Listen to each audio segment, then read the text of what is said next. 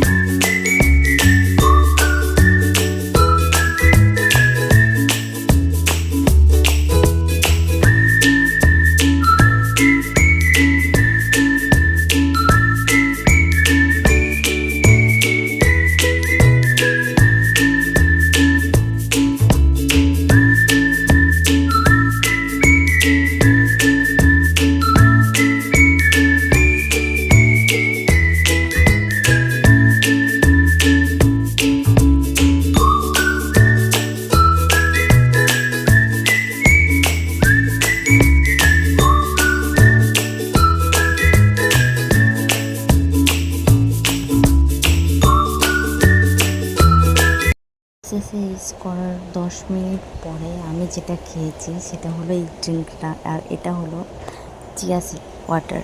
আর এটা আমি না চিয়া সিডটা আগের দিন রাতেই ভিজিয়ে রেখেছিলাম, তার মধ্যে পাতিলেবু দিয়ে খেয়ে নিয়েছি। অনেকে মধু দিয়ে খায়, আমার মধুটা তেমন ভালো লাগে না বলে আমি পাতিলেবুটা দিয়ে খেয়েছি।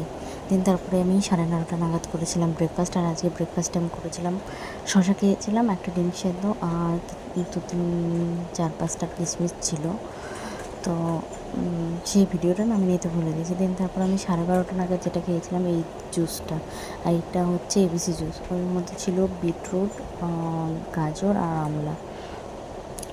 তারপর আমি 3:30 নাগাদ যেটা খেয়েছিলাম সেটা হলো লাঞ্চ। আর আজকে লাঞ্চে ছিল শাক ভাজা, ভাত, ডাল আর বরবটি আলু ভাজা। আর বাঙালি তো যতই ওয়েট লস করি না কেন, ভাত তো খেতেই হবে। ভাত ছাড়া বাঙালিদের চলে না। আমার তো আরোই চলে না, ভাত খেতেই হবে। তারপর আমি বিকেলে চলে গেছিলাম ছাদে এক্সারসাইজ করার জন্য। আর ফার্স্টে আমি স্কিপিং করব।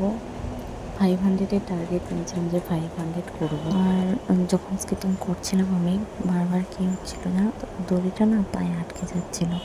তো কিছু করার নেই, টার্গেট যখন 500 তো পুরো করতে হবে। আর এত কষ্ট হচ্ছিলো, রেস্ট নিয়ে করছিলাম।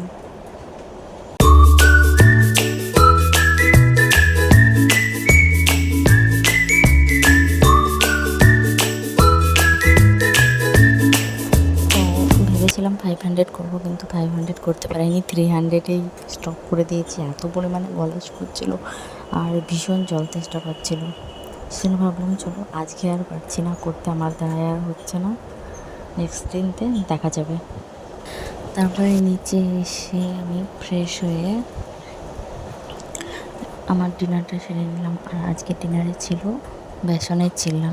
আর এর মধ্যে আমি দিয়েছিলাম পনির ক্যাপসিকামের একটা স্টাফিং করেছিলাম।